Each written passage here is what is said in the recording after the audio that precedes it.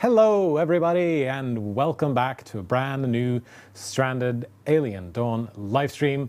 My name is Jens, I am part of the community team here at Frontier, and it is my extreme pleasure to be your host as we take a look at the very recently released mod editor, mod tools, and Steam Workshop support for Stranded Alien Dawn. This is a very exciting day, and I hope you all out there are excited to join me in this as well.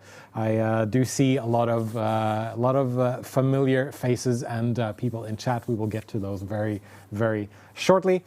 If you're just joining us for the very first time, Stranded Alien Dawn is a planet survival sim where you manage a group of survivors who have recently crash landed on an alien planet, and the game is out now in early access. And today, just an hour ago, at the time of this going live, we released mod support, we released mod editor tools, and Steam Workshop support for the game. So that's what we're going to be chatting about on this stream.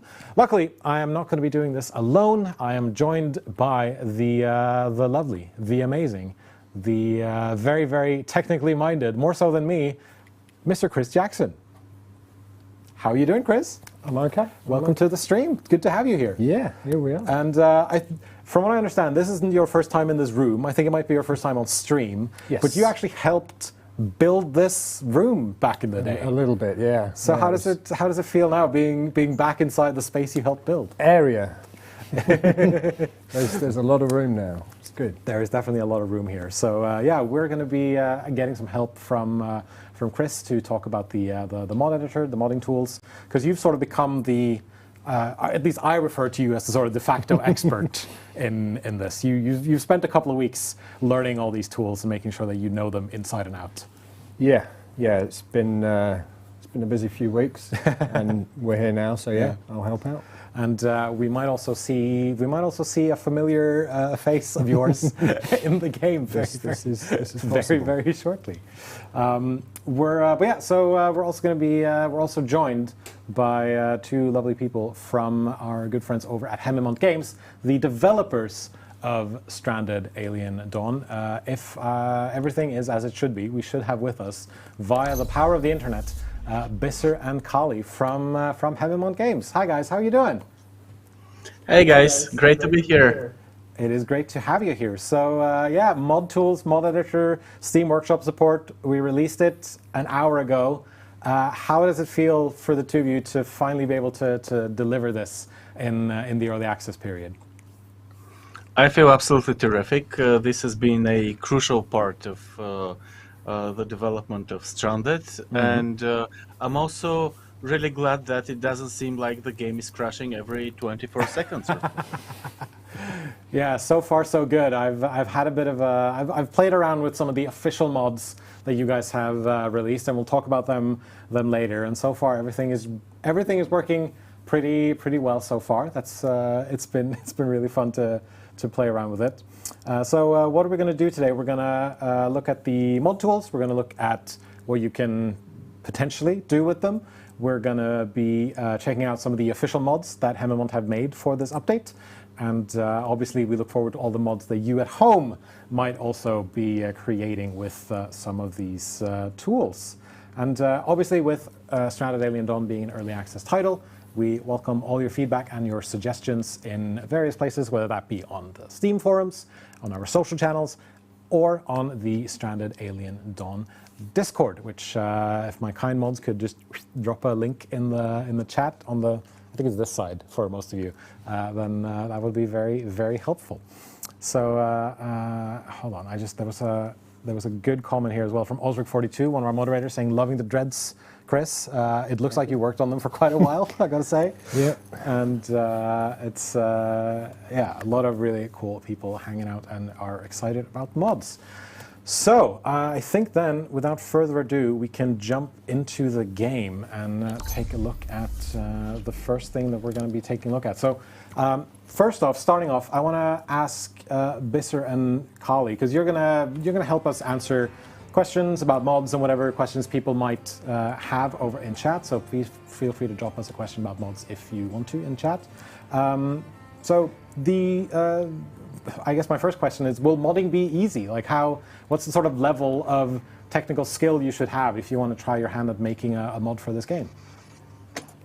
The modding functionality for Stranded is a natural evolution of the modding capabilities of our in-house engine. So basically, if any of the players out there have tried out our previous game, Surviving Mars, and have dabbled in modding with it, those guys will have very handy experience that will be that will make the learning curve much more gentle and will ease in the introduction to the mod tools that we're releasing. And even though if you go deep, you can go really into technical details and start dabbling with art and use external applications like Blender, we design our mod tools in a way that you can try them out and change different aspects of the game without the need for deep technical knowledge. So it's basically you go as deep as you want to approach, and we've seen that pay out really well in the past, and our fans enjoying this approach, and we believe that specifically for Stranded, this is absolutely the right way to go. So no, do not, while you can benefit from some technical understanding, it's by no means a prerequisite for modding. The maximum that you can do is break the game. I mean, that's always in my experience, that is always the thing with mods or messing around with anything technical in these games. It's sometimes it can break, but then you just disable the mod and you're good to go, I guess. So we're going to take a look at because there are 4 official mods that you guys at Hemimont have made that people can now download from the Steam Workshop. And the first one of them that we're going to take a look at is based on our good friend here, Chris Jackson. And yeah, we're going to bring him out of the base here very quickly. So this is Chris Jacko Jackson, based on the person to my left. So how did this how did this come about, Mr. and Kali? How did you, and maybe Chris can help answer this too, how did you decide, yeah, let's make Chris, who's working on the game, a mod that people can then add into their group and into the game? Well, when we started working on modding, we really wanted to test the capabilities, and Chris had some awesome ideas, and he created this mod himself, and it was pretty awesome. Yes, it was not us, it was Chris himself. But we think that the character is really cool. We also think that Chris is really cool himself, so it was just a natural I would say natural development. We're extremely happy to have Chris in the game, and I want to take the opportunity to apologize to Chris specifically for all the different ways his character is going to die in the next 2 weeks or something. I mean, that depends. That all depends on the players, you know. It's based on how they play the game. But yeah, he might. But I mean, if you take a look at his stats are pretty good. I would say, like you're a little OP. I'd say you're pretty good here. I have you as part of a group in a different save game, and that group is just thriving, mainly because you're very good at building. You're very good at taking care of just everything that needs to be taken care of. So yeah, good at combat, good at construction, somewhat indifferent to cooking and farming, but also very good at crafting, very good at healing, very good at physical stuff. So how would you say your in-game self compares to your real-life self? So, I'm you know, his background is, you know, he is a prepper. Yes. And although I'm not a prepper per se, it's, you know, I am building my off-grid van at the moment, Okay. and Yep. that's where the whole solar panel thing came from, and I've been doing a lot of construction, and Right. a lot of work with, Yeah. with power management. So Sort of a modern Renaissance man Yeah. kind of deal. yeah, and you know, he is deemed a wild man, and yeah, I just started creating it, and I was like, yeah, I'm not particularly good at cooking. And you know, when you do the things that are indifferent here, he does get that negative sort of happiness Right. penalty for it. And later on, we'll talk about his actual traits and how they affect, because they're all custom traits that Yeah. we created. They're That not is- in game. That was going to be the next thing that I was gonna go to, actually, because yeah, we see your stats on the side here. Like you said, you are personally interested in construction, in crafting, etc. That is reflected in your in-game self. And you also mentioned that there's I mean, you come with a research already unlocked, because like with Chris as part of your group, you can then have improved solar panels, I believe it is, right off the bat. That is Yep. available to you if you have the resources for it. But if we take a quick look at your traits here, you're an avid carpenter. You can construct stuff with wood very, very quickly. Always in a good mood, happy-go-lucky. Would you say that that's accurate? 99% of the time, yeah, that's a good percentage. Yeah, I mean, we've chatted a little bit. You always seem like a Yeah. very happy, you know, fun-loving person. You move slightly quicker because you've lived a lifetime in the wilderness. In the wilderness, in the game. Yeah, Bit of a camper yourself, like you go out on like into the yeah, woods and things. very, very outdoorsy. So I'm always out and about, All right, often that's found cool. in the woods. And then finally, it's your R&D burnout, refuses to do research and observation tasks when unhappy. But seeing as you're happy-go-lucky, This is absolutely not true, by the way. Sorry to chime in, but we've been through a couple of hard moments during the development. Chris never lets go in real life, but you know, the character has to be Okay. balanced out. So. I was going to say, it feels like this is the nerf you put in just to make sure that he's not just way, way too overpowered. I feel like you just, start off a game with just Chris as the single survivor. Yeah. I think you can make it pretty far with this one survivor as your one dude. And obviously, this survivor comes with a backstory and all of that, as well as served as a prepper in the before times. And someone in chat also did say, totally a prepper, LOL. But I guess that's up to interpretation. And you know, sometimes it's a good idea to have an off-grid van just in case you ready. need it. So have you? This is a weird sentence, and I realized what it's going to sound like. How's it been playing with yourself, Chris? Well, and pause. Yeah, it's strange. You know, there's no two ways about it. And Yeah. you know, when we were working on and you know developing this character, you know, obviously the bugs and fixes come through, and you see your name, and it's like I'm the problem here. So that was strange. You know, searching for your own name within a database to look at what's going on. But Right. Yeah. yeah, it is strange, and I am very biased. I may reload the odd save if something unfortunate should befall him or me. But yeah, with the R&D burnout, that's more from my personal life when I was trying to get something working. And it's like, I'm not happy, not doing it, can't make me do it. So work and home life, very different. Okay. So there's a level of truth. There is truth there, in that, yeah. Even though Bisser says otherwise, for sure. Amani Wolf in chat says, Chris and Krista, I'm calling it now, and we'll see.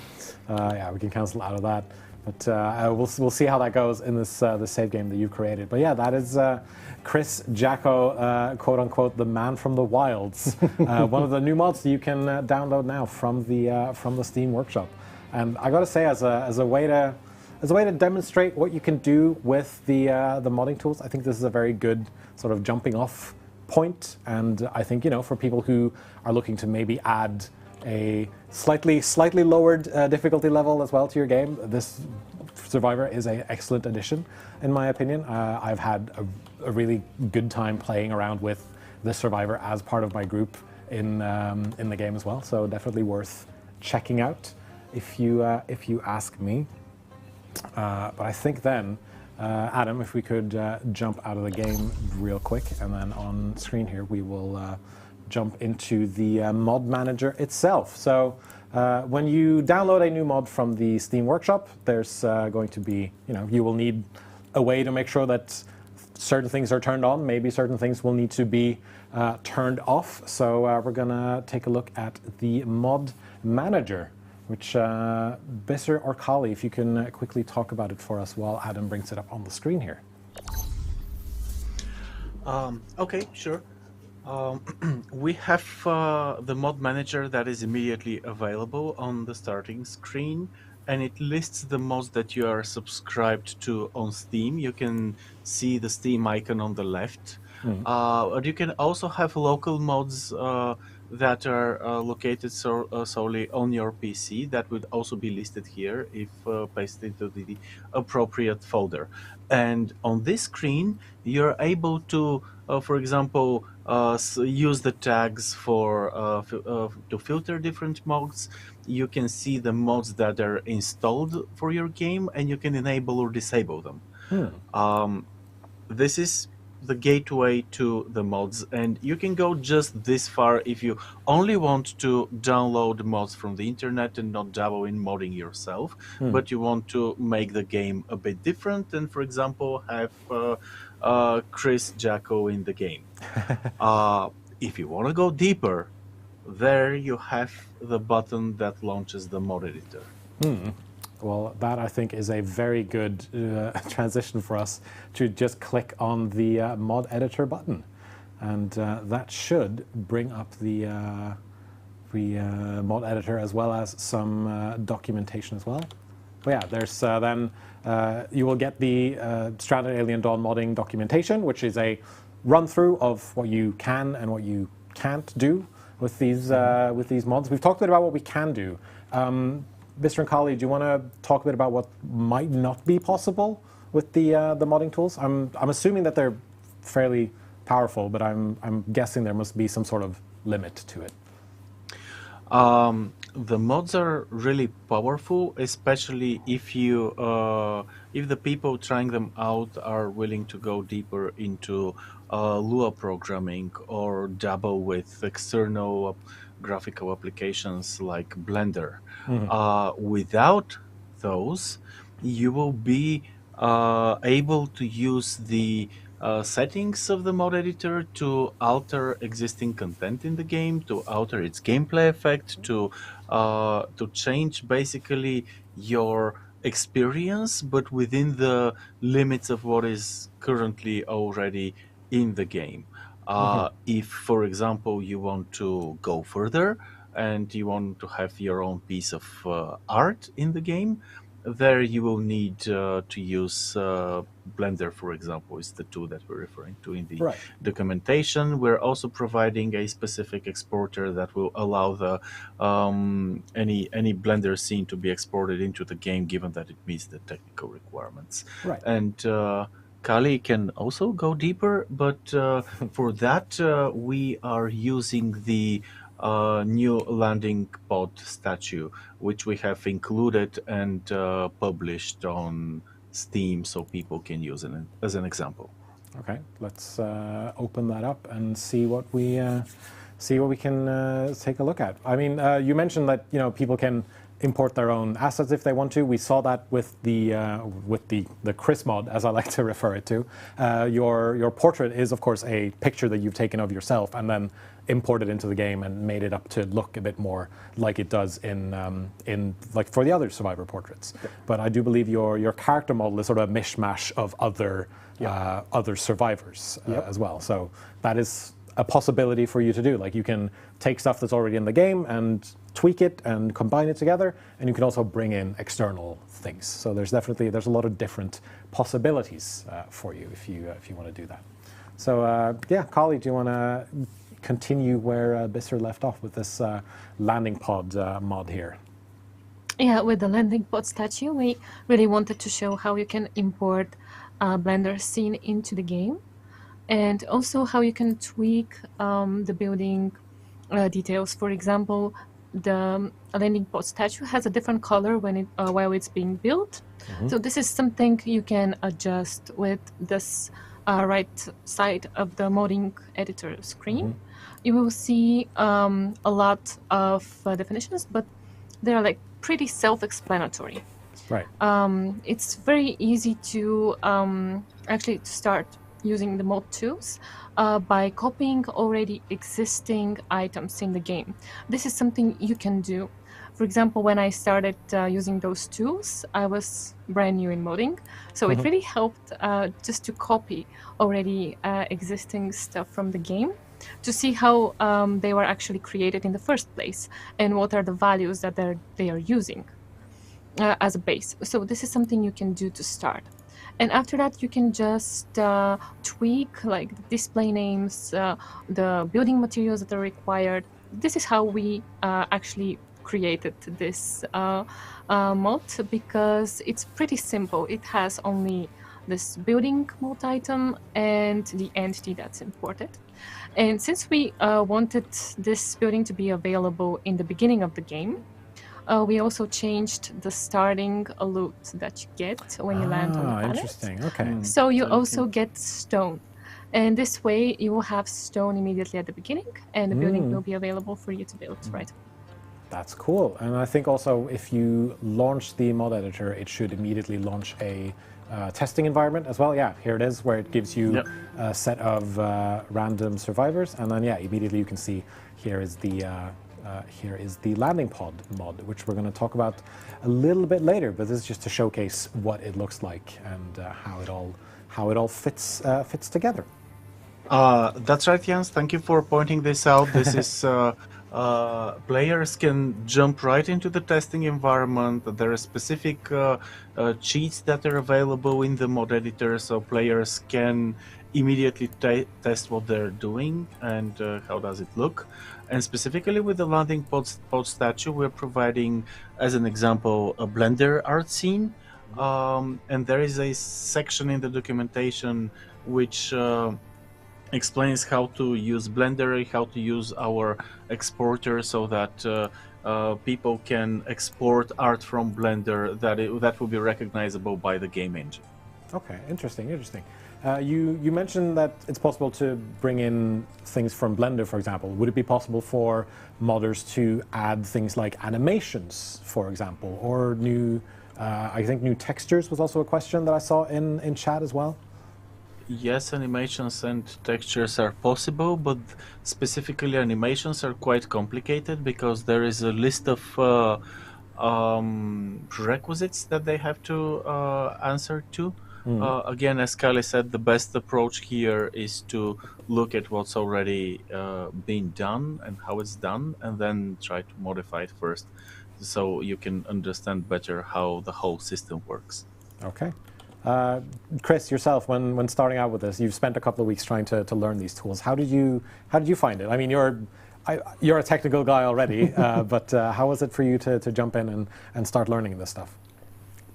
Very similar as to what Kali was saying. It's, the best way of starting is to look at what the other mods are, how they've been done, and take the ideas from there. And that is your easiest sort of entry point, is to see how others were made, which is how I made Jacko. Right. I took an existing character and then just swap things around, and slowly but surely, after many, many hours, you can start digging under the hood a little bit and really, really going for it. So, yeah, the documentation is there.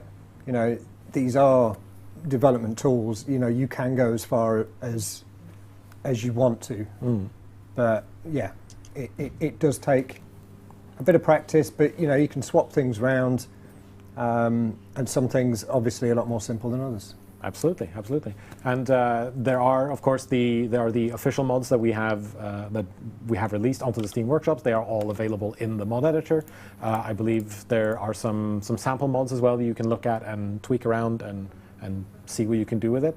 And we wanted to give a quick demonstration, and I believe you, Chris, had the idea to add your dog into the game, which I think we can just try to, if you could quickly, if it's possible to quickly explain how you would do that. Okay, yeah. So I'm going to make a new mod. Right.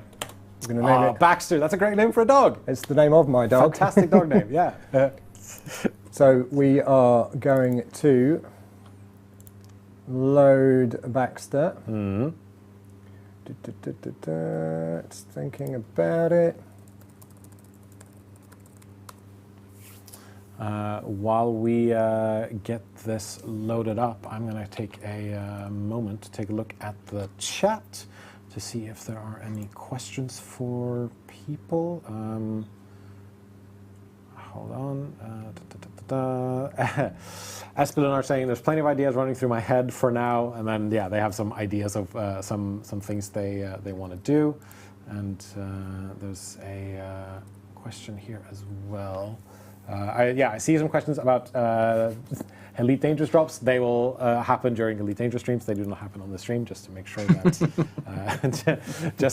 that people are aware of that.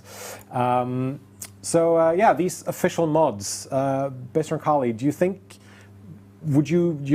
Are you planning on maybe making more of these official mods, or is it going to be the ones that we have in front of us now? Because they add some pretty good things to the game, in my opinion. We certainly have ideas that are floating around, but we also have a saying in our local game dev community that ideas are five for a penny. Sure. So yep. It really depends on both how the players react, what is perceived as needed, what are the current challenges for the next steps that we're taking with the game. So there is a lot of moving parts. I don't want to make commitments at this stage. Sure, yeah, absolutely. And game development takes time and all of that stuff, and anything technical can always take more time than you think it can. But as I said earlier, we're definitely looking to see the players' feedback, and we're definitely making our decisions based on what we're seeing as reactions. So, shout out if you want more mods.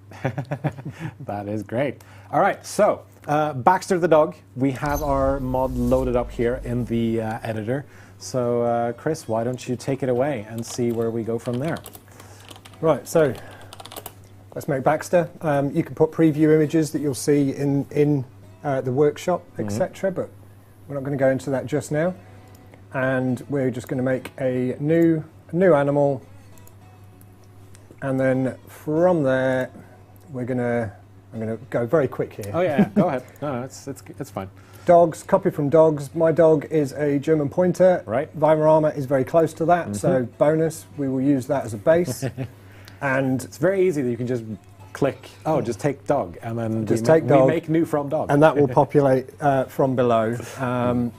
And the dogs in the game are all carnivores, whereas Baxter, he does like a little bit of bread. So really? We're gonna make him omnivorous in the game. Okay. I immediately thought of, because my grandparents used to have a dog, and it would often like to eat like our cinnamon buns, or try to eat our cinnamon buns whenever she would make cinnamon buns. So I just immediately thought of that. But that's cool. All right.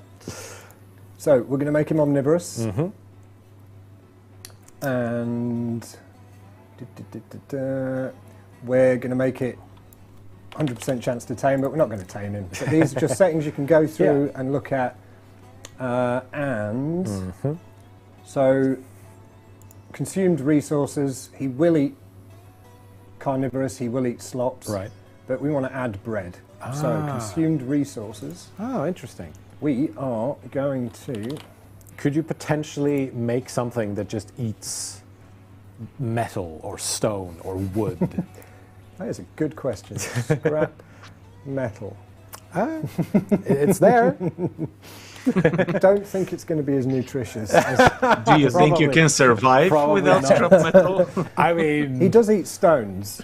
yeah. I mean, I was going to say it's just an added challenge level. It's for the people out there who've finished the game in insane mode with the Chaos Moon. They can Survive just, on scrap metal. Just survive on scrap metal and see how far you get. What we also need to change is his name in-game, which should be just above this. So the display name in-game is Weimaraner. So we're going to change that to Baxter. And you can see tabs working, Control-A, multi-select, all that kind of fun stuff. Baxter in there. Description, user passive, small chance to retaliate. And likes bread. Love it. And a good snooze. What we could also do is have his sleeping routine longer because he does enjoy a big kip. Sure.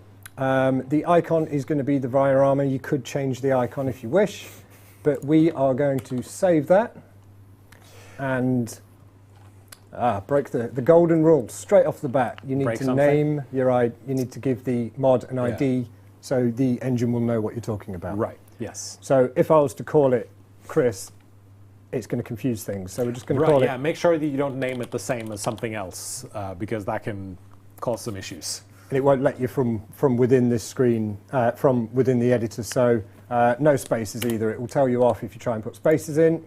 Okay. Wonderful. And I've got to type that again now just to prove my point. Baxter. There's a great comment here from Epsilon Arch saying, if Baxter keeps eating stone, does that make him a Rockweiler? Oh, nice. Very nice. Very good. Very good. Okay, so Baxter the dog. Take the spaces out. So you've got an exclamation mark and it's basically save it and it all goes away. If things are exclaimed on the left, you're doing something wrong, and generally it will tell you in the item properties at the top if something went wrong. Right, test. So currently, Baxter is not in the game. So what we're going to do is within this test environment, we're going to point down there, and we are going to hit test. And there he is. And there he is. And he's called Dog. Yes. Do we maybe have to observe him? Nice. Yes. Is what because I'm just guessing now from my limited technical experience. What I'm guessing has happened is you've changed the observed dog parameters, if that's the right word for it, but not the unobserved dog parameters. So they're all just dogs. You don't know it's Baxter until you've observed it. That's cool. And there it is, Baxter. Now it's Baxter Baxter the all dog. along. Discovery, You Baxter. checked his collar. It's Baxter. Cool. Nice. And likes bread and a good snooze. That's fantastic. That's wonderful. Although we've only used the mod to make him eat bread, we could have it as well so he enjoys a bit of a kip. Okay. And there's also a 100% chance to tame, but we don't have any meat within this test environment to tame him. Right. Yes. But you can make him just easy to tame. And what I always do with this as well, and I will end on this, is if I go up here to search in the properties, and I'm going to type in life, I'm going to make his lifespan. You can make him live forever? Yeah. Max lifetime, 500 days. There we go. Do it. Okay, that's so cool. And there's Baxter the dog, who's going to live for as long as possible. Or at least He's going to get 500 hungry days. soon, so yeah. unless he dies of starvation first, but you know. Question here from K Enigma saying, I'm guessing we would need a Blender plugin for exporting, or does the game take .obj? I'll leave it open for anyone to answer. I can jump in there if you want, guys. So you import a .blend into Blender, and as Bissa mentioned earlier, there is an exporter. It's all in the documentation, and it exports it as an object, a .ent, which will be recognizable within the game. All right, cool. I recognized some of those words, but the rest I'm sure you understood better than I did. Okay, let's see here if there's any other questions that we can... not currently right now, but as I said before, if you have any questions about mod support or modding or anything like that, then feel free to drop them in chat and I will ask them of Mr. and Kali and or Chris, depending on who I think should answer it, but I'm assuming all three of them can answer them whenever they... Anyway, I'm sure all three can answer them just as equally well, is what I was trying to say. But I think we can take a look at some of these official mods. So Adam, if we can go back to us for a brief second, and then we can load up this save that we had earlier. And so yeah, these official mods, Bisser and Kali, how did this come about? Because I don't know of a lot of developers who release mod support and then also say, oh, by the way, we made some mods for you to try out. It's often just, here's mod support, do with it what you will. So how did this idea come about? Stranded is a complex game. It has many elements, and sometimes the way they interact with one another are not that obvious. Therefore, we decided early on that we wanted to present the community with a couple of examples of how different elements, how different gameplay elements, how different mechanics and assets interact with one another, so that it will be easier for the community out there to understand the principles behind our modding tools and then give it their best. And one of the mods that I really like is, with that regard specifically, is the Blue Moss Expedition, because it's a very good example between merging things like research, expeditions, additional resources, effects from those resources, recipes, consumables, etc. It's all blended together in a really nice comprehensive package. Okay, then I think, Adam, we can jump back into the game here. And Chris has already jumped into this balloon. So the Blue Moss Expedition is one of the official mods that are being added to, that will be available in the Steam Workshop. I need to make sure that is what it is, because it's not automatically in the game with the update. You have to get it from the Steam Workshop. So the Blue Moss Expedition, what happens here? This is a brand new expedition that's added to the game. Bisser and Kali, why don't you quickly explain what the Blue Moss Expedition is and what Blue Moss does for you? Well, this is an expedition that's triggered in the beginning. So you have to start a new game to see the expedition right away. And it triggers a story bit. One of the survivors will notice a place in the woods that has a blue glow and decides to go on an expedition. And when they visit the place, they will find a new resource. They have to research the uses of this new resource so they can make a recipe out of it and create new energizing drink that makes them happy. Okay, that's so wonderful. You can just explore right now. Yeah, let's send Chris or any of them off to an expedition, I think. And as I saw you selecting Chris, I was relieved by the fact that there is absolutely no chance for Chris to die on this expedition. I think that would be really unfortunate. We shall see. We shall see. I've sent him off at least, and we're gonna... okay, Adam, could we please focus back on me for a quick second? We can still be in the game. I'm just... there we are. And there was also a question here from Amani Wolf saying, do we need to start a new game to add these mods, or do we just have to restart a game?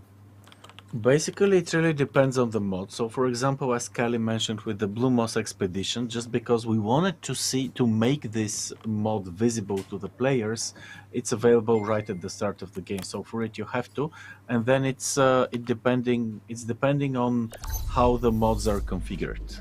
Okay. So yeah, for some of these, like the landing pod statue will be available from the beginning, but if I were to load up a save with the landing pod statue mod activated, it might not be there for me depending on how the I think parameters specifically are. the landing pod statue should be there. Okay. But well, I might be mistaken.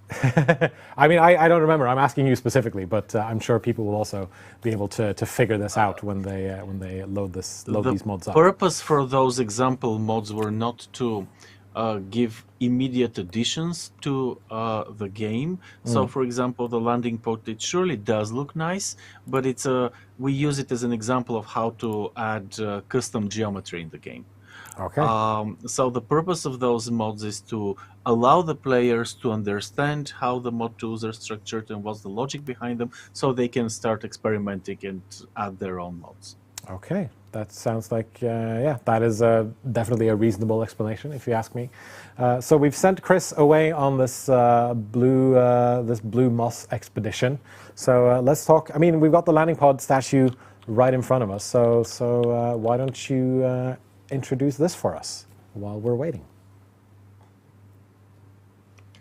So yeah, basically what we try to achieve with all those mods that we are presenting is how different mod items work and how they can work together. And this is like the most simple one, since you have like only 2 mod items that are definitely required. The first one is the entity, because you are importing a custom entity, and the second one is the building, and you attach this entity to the building.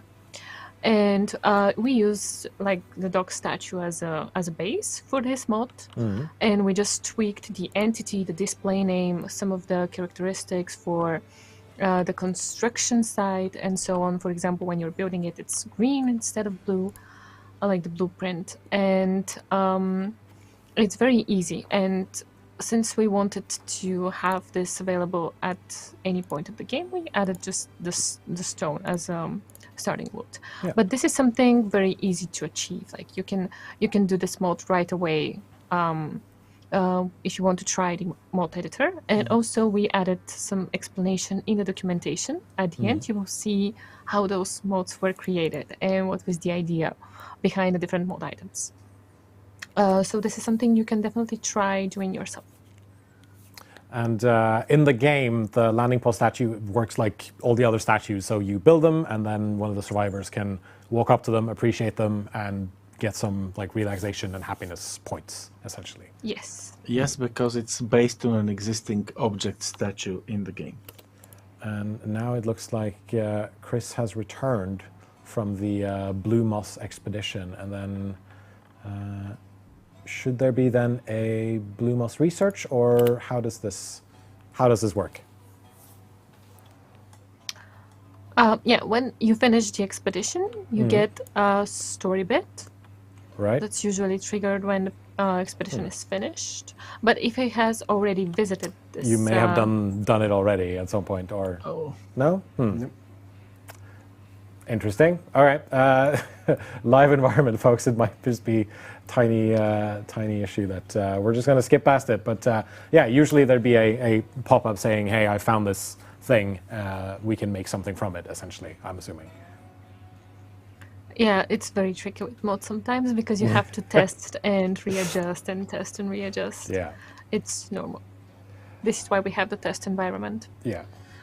Because you can trigger basically every mod item and test it separately. Okay. I think then we can take a look at this this last one here, which is one of my favorites, just because from the I think it's the name for me. Oh, It's just there's something about the words meat plant and then just mushing them together. So this is a research that you start off with if you start a new game and if you have this mod available. and it is exactly what it sounds like. It is meat that you plant and then you harvest it. So if you're in one of those situations where you desperately need a lot of meat, might I suggest the meat plant? To tame a dog. Like to tame a dog, or to tame 5 dogs, for example, or to feed a lot of very, very hungry survivors. And like Lena Bobina says, meat from the ground, I'm scared. And I think in my plan here, I just had the word meat plant just kind of written out in all caps. But yeah, this is the meat plant. And I saw there was also a suggestion in chat saying, why don't we make carnivorous olphin?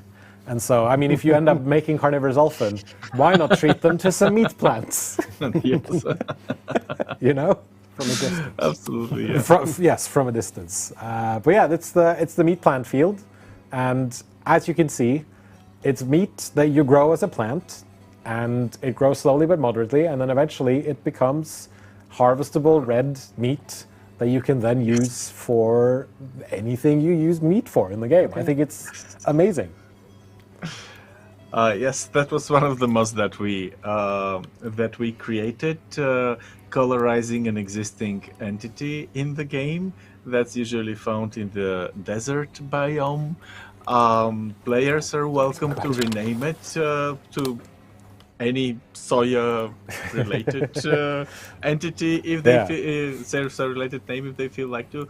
Or, as you mentioned, introduce carnivorous Ulfen to the game, which for me is like probably a step too far because I do love the Ulfens, so I wouldn't like to see carnivorous Ulfen in the game. But hey, it's once the game is released, it's no longer your game; it's the player's game. So whatever they want to do with it, that's what the mods are for. Absolutely. K Enigma actually had a very good comment in chat saying, I guess the Ulfen would still technically be herbivores since the meat plant is a plant. So I don't know how the rules of nature work when it comes to that stuff, but it is definitely a very, very cool and fun addition. And the first time I was told about it, the first time I saw it, I just kind of shook my head and just went, all right, cool. I'm into this thing. I'm going to put this in every game that I play. And as Björn in chat points out, they have started experimenting with growing meat in laboratories, and so this could sort of be a in-game evolution of that, or at least that's how I'm sort of interpreting it in my head, at least. But yeah, so meat plants isn't totally sci-fi, and I like the idea of just having, this is a very steady source of meat. If you don't like breeding and slaughtering animals all the time, then why not try meat plants? And yeah, as Lydia points out, it is very red. It is probably the reddest plant I've ever seen in this game or in my life. But yeah, it is the other red meat, and it is available for your survivors with this meat plant mod. And I just love it. I think it's absolutely incredible. Brewmac44 asks, do you have to dry it or do you pickle it? It is literally, you harvest just regular meat. As you can see, Krista is transporting red meat back, so that would go in a freezer or in the drying rack, and so it turns into jerky and stuff like that. If you decide to use it that way. Every possible option for the red meat is usable there, but of course players are welcome to modify. Wait, what's going on with Chris? Oh, there was just he wanted to remember the fallen comrades, because this apparently used to be a bigger group, but I think I spotted a grave somewhere over there. So unfortunately, someone did lose their life at one point. It wasn't Chris. It wasn't Chris. So no, Chris is players fine. Chris will can live. define a different type of resource as a harvest from the meat plant or whatever they decide to rename it for. Yeah, I mean, you can make it into an insect meat plant. You can paint it green, for example. I mean, I'm assuming you can make it into a metal plant, something like that, for example. Just any odd thing you want. Just mess around in the mod editor, and I'm sure you will just find an output resource. a way. Yeah, exactly. It's an output resource. If there are any other questions about the mod tools and the things that you can do with them for Bisser and Kali from Hammermod, feel free to ask them in the chat. Lydia wants to know who came up with the idea of making meat into plants or making plants into meat. Was that sort of was that a group decision, or did someone just come into the office one day and go, meat plant? I think it was a call of the lead designer of the project at some point, but I also think that at some point in the game balance, many months prior release, he was kind of not satisfied with the ways to get meat and just wanted to solve some problem and continue testing the game. So these are my vague memories on the topic. All right, cool. So there's a question here from Sealander, not about modding, but about the new update that we added into the game now. So there is a new feature in which if you click on basically anything that you can build out of other materials, you can reconstruct them. So I think if we click on one of the walls, for example, there should be a oh, that's just a rune that you've defined. But yeah, there's a reconstruct button on the side there, and if you click it, then you can very easily just reconstruct the floor, for example, in this case, into another material, which I think is a very, very good addition. That makes it easier to swap out something, reconstruct something from one thing to another, and you don't have to tear it down and then build something over where it used to be. So nice little addition. And Yes, True Queen MLB says that is awesome. Sorry, Bisser, you were going to say. I just wanted to mention that with this kind of quality of life update, we wanted to make it easier for the players to revamp their homesteads and bases and rooms as they progress, because at some point it's becoming a balancing game. Do I want to swap out something existing for something better that I already have the capability to construct, but do I want to do all the clicks and stuff? And we just wanted to streamline the process and make the life of the players easier in mid and late game. I was playing on a different save than this one, and I had a bunch of scrap metal shelters, and I noticed the reconstruct button because I didn't know about it initially. So I just double-clicked all the metal shelters, and then just clicked reconstruct and turn them into sticks, and then within a day I had reconstructed everything into stick shelters instead. Got your precious scrap metal back. Yeah, exactly. So I thought, that's amazing, wonderful. Let's see here if there are any other questions that we can ask. We could switch to the other save, the Blue Moss. Yes, we can actually do that. So yeah, we can actually quickly switch over to the other save and see if the Blue Moss expedition will trigger there. About the device mirroring. Yeah, absolutely. I heard you, Besser. You're trying to whisper, but I can hear you. So another thing that we should highlight, is that one, yes. Yep. The other thing that we should highlight is device mirroring. So why don't you quickly talk about that while we get this save loaded up? Okay, yeah. Device mirroring is a functionality that we can jump back to the game, Adam. That we introduced in order to again allow players mid and late game to streamline their production chain. So basically you can select a device and tell him mirror this other similar device, and it just mirrors and does whatever the mirror device is ordered to do. That's amazing. I mean, that's also a thing that I think people have. For example, here with those three furnaces, you don't need to click on all three. You just can designate let's say leading furnace and give production priorities to all three just by the leading one. And if I'm not mistaken, I think this is something that the community has asked for as well, for us to add something similar. And I think it's a very neat little thing when you have several of one thing and you just wanted to have all the same orders across the board. I think it's a really neat addition. Let's see here if there are any other questions. Yeah, mirroring function will be very useful, says Epsilon Arch. Let's see if we can get this Blue Moss thing up and running. Sorry, Chris, you're going to have to wake up or someone else. Keep sending me. Let's do Katina instead. Let's send Katina. And let's see here as well. K Enigma asks, replacing stuff is amazing in the update. Can we utilize that to replace the color of the bedding? I think you can only replace you can make the materials it's been made of, not necessarily the color. But obviously we can try it on the beds here, because we have some beds right there. If you click on it and click reconstruct. It's the materials. Yeah, it changes the material, which then will change the coloring, but yeah. But you know, if you want a different color for your beds, you can probably just mod that in the mod tools. In the mod tools. So there you have it. That is something you can. That is a thing you can do.